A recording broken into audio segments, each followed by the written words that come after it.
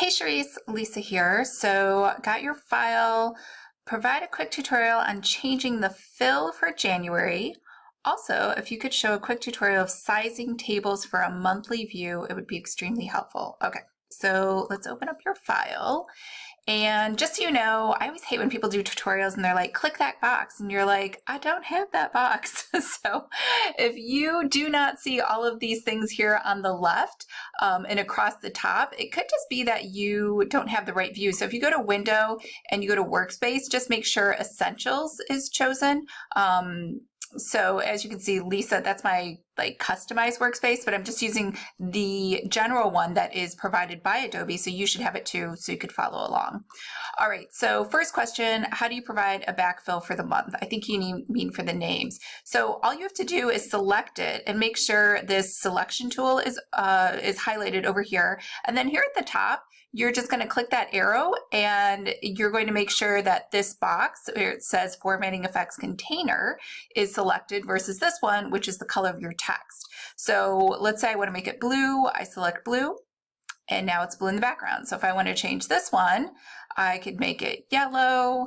Obviously these colors probably aren't what you want, but just showing you so you can see. That's all you have to do is highlight a box and then select a color and you're done. So for your second question, I'm gonna guess, I'm looking at your boxes and I'm like, what have you done, Sherise, to these boxes? They're just all sized incorrectly. Okay, there's two things you can do.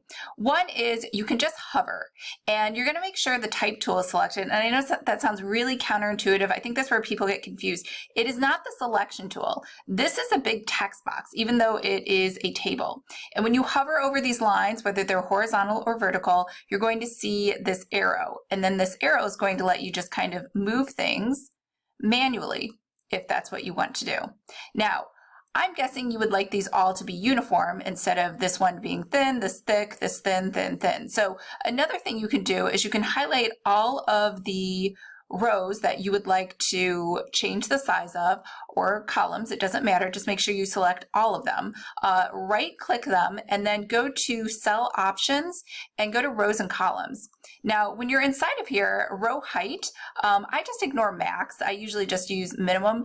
I'm gonna guess, I don't know what size that is, 0.15, is that right? And say okay, and that's going to then make them all 0.15. So if I go over, oops, I didn't do that.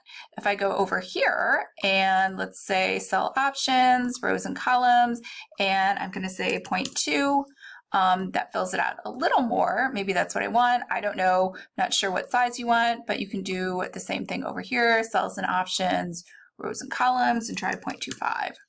So hopefully that kind of helps you with the whole sizing the cells. And if you didn't see what I did there, you had some cells that were hidden. You can tell this is called oversized text whenever you see a red plus sign. And if you double click over here, it'll just expand to accommodate anything that's in essence hidden.